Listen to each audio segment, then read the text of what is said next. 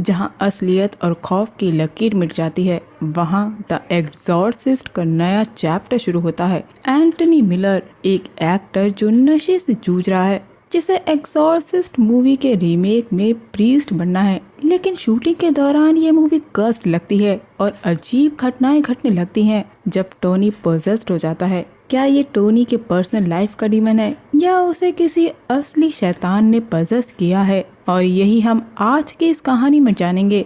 नमस्ते दोस्तों, मैं हूं रिमता और आपका मेरे चैनल पे स्वागत है। आज जिस मूवी की कहानी हम जानेंगे वो है द एक्सॉर्सिज्म, जो कि हाल ही में यानी कि 2024 में रिलीज हुई है। लेकिन दोस्तों, मैं आपको बता दूं कि इसका द पोप एक्सॉर्सिस्ट से कोई लेना देना नहीं है। तो चलिए बढ़ते हैं आज के सफर पर। ये कहानी है टोनी की, जो एक एक्टर है लेकिन लंबे समय से उसने फिल्मों में काम नहीं किया। 6 साल पहले उसकी पत्नी की मौत कैंसर से हुई थी, जिसके बाद से टोनी नशे में डूब गया। टोनी लंबे समय तक रिहैब में रहा, जिस वजह से उसका रिश्ता उसकी बेटी ली से बिगड़ गया। लेकिन अब उसकी बेटी ली घर आती है। ली को स्कूल से प्रिंसिपल की कार को डैमेज करने के लिए सस्पेंड कर दिया गया है। टोनी चाहता है कि उसकी बेटी अच्छे मार्क्स लाए और उसकी बेटी से रिश्ता अच्छा हो जाए। यहाँ ली अपने पिता को टोनी कहकर बुलाती है, जिस पे टोनी उसे समझाता है कि वो टोनी नहीं उसका पिता है। दोस्तों, द एग्जॉर्सिस्ट मूवी का रीमेक बन रहा था और उस मूवी का मेन एक्टर सेट पे स्क्रिप्ट पढ़ के प्रैक्टिस कर रहा होता है, जहाँ उसे प्रीस्ट का रोल करना था। यहाँ वो एक्सॉर्सिज्म की प्रेयर्स की प्रैक्टिस कर रहा था, तभी सेट की लाइट चली जाती है और उसे एक औरत के रोने की आवाज सुनाई देती है, जो अपनी बेटी को बचाने के लिए कहती है। तब हम एक डरावनी आवाज सुनते हैं, जो कि मूवी में दिखाए जाने वाले डीमन की लग रही थी, और अब वो डीमन उस एक्टर का गला दबाकर उसे मार देता है। अब हम वापस टोनी पे आते हैं। टोनी 40 साल बाद फादर के सामने कन्फेस कर रहा था कि उसकी पत्नी की बीमारी ने उसे इन सब से दूर रहने का एक रीजन दे दिया। दोस्तों, टोनी को एक्सॉर्सिस्ट रीमेक मूवी में प्रीस्ट का रोल करना है, जिससे उसे वापस एक कारण मिला है, जिससे उसकी बेटी ली को उस पे गर्व होगा। अब टोनी अपनी बेटी के साथ अपनी लाइंस पढ़ रहा था, लेकिन उसे लाइंस याद ही नहीं हो रही थी। शायद ये उसकी दवाइयों का असर है। उसे स्क्रिप्ट की लाइनें बेकार लगती हैं। वो ली को कुछ लिखने के लिए कहता है, लेकिन ली ने एक स्क्रिप्ट 1 साल पहले टोनी को भेजी थी, लेकिन उस समय टोनी रिहैब में था। अगले दिन टोनी शूटिंग में लाइंस ठीक से बोल नहीं पाता, क्योंकि वो अभी भी अपनी लाइफ के उस फेज से बाहर नहीं आया था। दोस्तों, मैं आपको बता दूं कि टोनी एक ऑल्टर बॉय था, यानी कि चर्च में 5 साल प्रीस्ट का असिस्टेंट था, और अब वो सब कुछ भूल चुका है। अब वो बिलीवर नहीं है। जिसके बाद पार्टी होती है। पार्टी में टोनी फादर जॉर्ज से मिलता है, जो इस मूवी में प्रीस्ट का रोल निभाने में उसकी मदद करेंगे। और इसी मूवी की मेन एक्ट्रेस भी वहाँ आई थी, जो कि है ब्लेक, जो अपने रोल को लेकर परेशान थी कि वो अच्छा कर पाएगी या नहीं। और ली उससे बात करके उसे बोलती है कि वो अच्छा करेगी।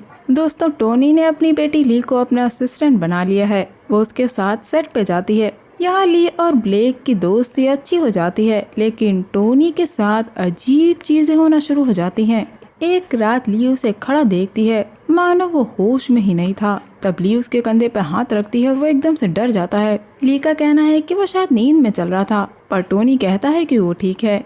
दूसरे दिन भी टोनी सेट पे लाइंस ठीक से नहीं बोल पा रहा था। वो लाइन बोलते बोलते अपनी लाइफ में खो जाता था, जैसे वो उसी की कहानी बता रही हो। और इस वजह से डायरेक्टर यानी पीटर परेशान हो जाता है। उसे लोगों ने कहा था कि टोनी को कास्ट ना करे, लेकिन फिर भी उसने टोनी पर विश्वास किया, और अब वो चाहता है कि टोनी फील करे कि वो वही प्रीस्ट है, जैसा कि कहानी में लिखा है, जिसने अपनी लाइफ में कई गलतियां की हैं। ये बोल के जैसे ही वो मुड़ता है, उस पर लाइट गिरती है, लेकिन वो बच जाता है।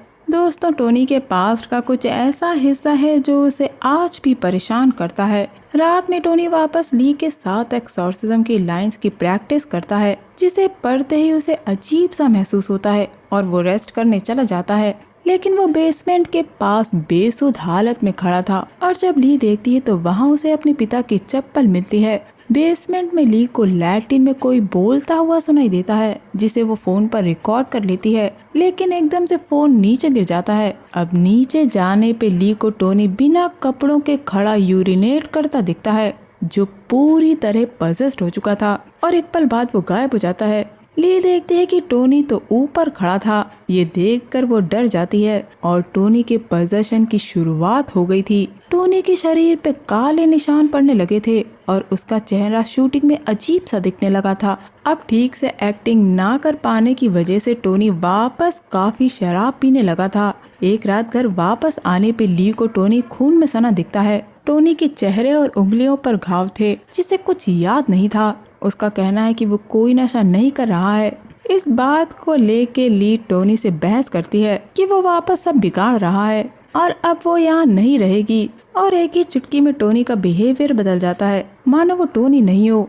और वो ली से कहता है कि आखिर वो कहाँ जाएगी, उसके पास टोनी के अलावा कोई नहीं है। ली उसे अपने रूम से बाहर निकल जाने को कहती है और यहाँ टोनी वापस वही कहता है कि उसका नाम टोनी नहीं है। दोस्तों, टोनी की हालत खराब होती जा रही थी। उसके हाथों पे घाव हो गए थे जिस पे ली दवा लगाती है। टोनी को पिछली रात क्या हुआ कुछ याद नहीं था। वो नहीं चाहता है कि ली को कुछ हो, वो उसे सेफ रखना चाहता है, इसीलिए वो उसे स्कूल वापस जाने को कहता है। अब टोनी की हालत के बारे में ली फादर को बताती है। फादर को लगता है कि उस मूवी की वजह से टोनी इन सब में वापस खिंच रहा है, क्योंकि टोनी के साथ बचपन में कुछ बुरा हुआ था। यहाँ ली ये भी बताती है कि टोनी लॉबी में खड़ा होकर लैटिन में बड़बड़ा रहा था। अब वो रिकॉर्डिंग फादर जॉर्ज को सुनाती है। अब वो रिकॉर्डिंग को सुनने पे पता लगता है कि वो मोलेक डीमन के बारे में है और लैटिन में वो शब्द थे कि ये लोग मोलेक डीमन के वापस आने के लिए तैयार रहें और अपने बच्चों को सैक्रिफाइस कर दें। ये वही डीमन है जो उस मूवी में है जिसमें टोनी एक्ट कर रहा है।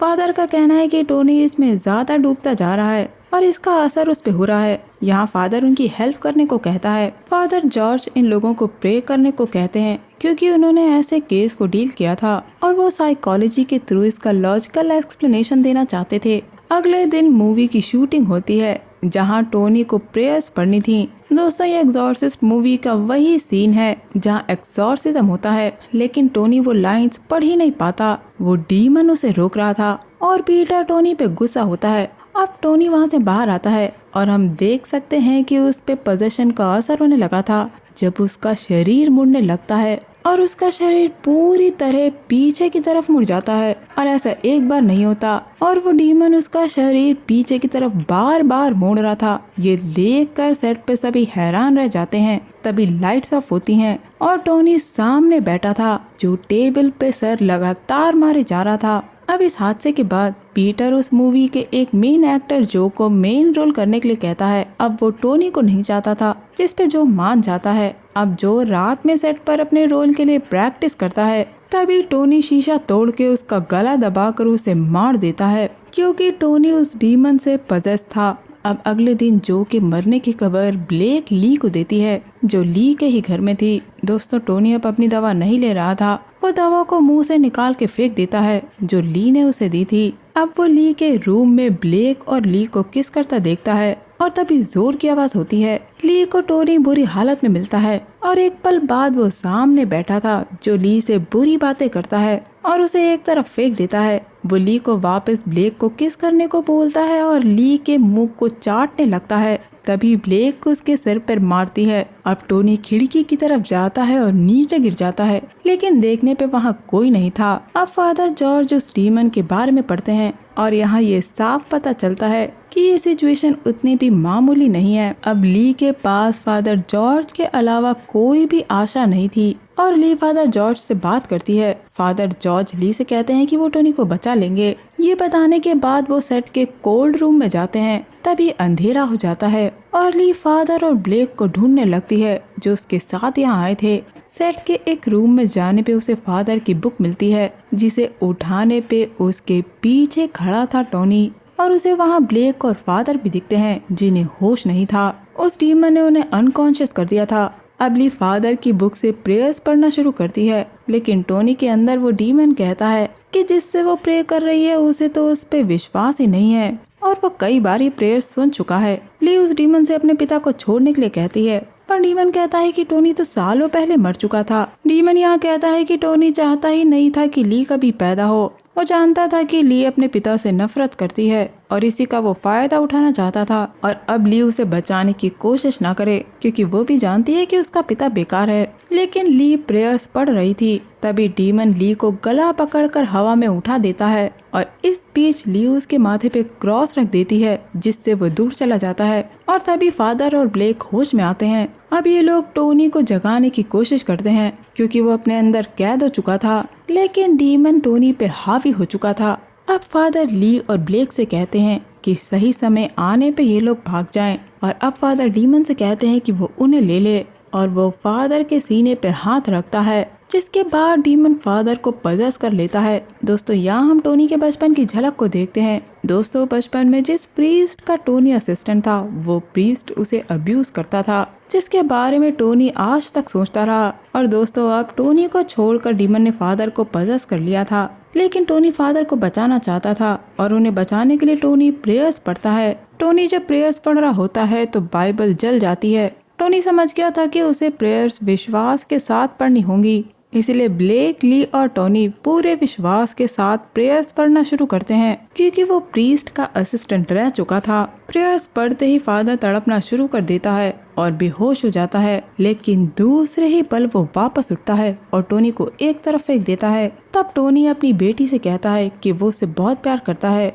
हम देखते हैं कि वो डीमन चिल्ला रहा था। तभी टोनी फादर के सर पे क्रॉस से वार कर देता है, जिससे उनके पूरे शरीर में आग लग जाती है और वो वहीं खत्म हो जाते हैं। एंड सीन में हम देखते हैं कि टोनी का उसकी बेटी से रिलेशन अच्छा हो चुका था और अब वो अच्छे दिन की उम्मीद करता है और बस ये मूवी यही एंड हो जाती है। दोस्तों अब बात करते हैं टोनी की। टोनी को जब वो रोल मिला था तो वो काफी खुश था, लेकिन उसका पास्ट ट्रॉमा उसे अभी भी हॉन्ट कर रहा था। और जब वो फादर जॉर्ज से मिला तो उसने अनकंफर्टेबल फील किया क्योंकि फादर के अपीयरेंस ने टोनी के बचपन के हादसे की उसे याद दिला दी थी। और दोस्तों सेट के बारे में कुछ तो अजीब था क्योंकि टोनी जब सेट पे जाने के लिए तैयार हो रहा था तो उसे अच्छा नहीं लग रहा था और सेट के एक रोबोट को जब ली देखती है तो उसमें अपने आप शॉर्ट सर्किट हो जाता है, जो ये दिखाता है कि सेट पे पहले से ही कोई स्पिरिट थी। और दोस्तों टोनी के पोजीशन का पहला साइन हमें मूवी में तब मिलता है जब टोनी खुद को पहली बार प्रीस्ट की यूनिफॉर्म में देखता है और उसकी नाक से खून बहने लगता है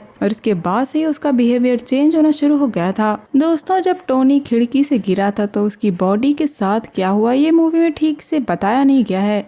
दोस्तों डीमन को एक वेसल चाहिए थी और इसीलिए फादर जॉर्ज वो वेसल बने और उन्होंने टोनी को बचाने के लिए खुद को सैक्रिफाइस कर दिया। दोस्तों जिस रिकॉर्डिंग को ली ने फादर जॉर्ज को सुनाया था उसके हिसाब से मोलेक डीमन के अराइवल पे इन्हें अपने बच्चों का बलिदान देना होगा। और मूवी में हम कई बार देखते हैं कि पजेस्ड टोनी कई बार ली को मारने की कोशिश करता है और अब वो डीमन उन लोगों को ढूंढ रहा है जिन्होंने पाप किए थे और इसीलिए वो टोनी को पजेस कर पाया क्योंकि टोनी ने अपनी पत्नी को उस वक्त छोड़ा था जब उसे कैंसर था और इस बात का गिल्ट उसे सालों से था। तो दोस्तों ये था मेरा movie explanation the exorcism movie को लेकर। उम्मीद करती हूँ आपको ये वीडियो एक्सप्लेनेशन पसंद आया होगा।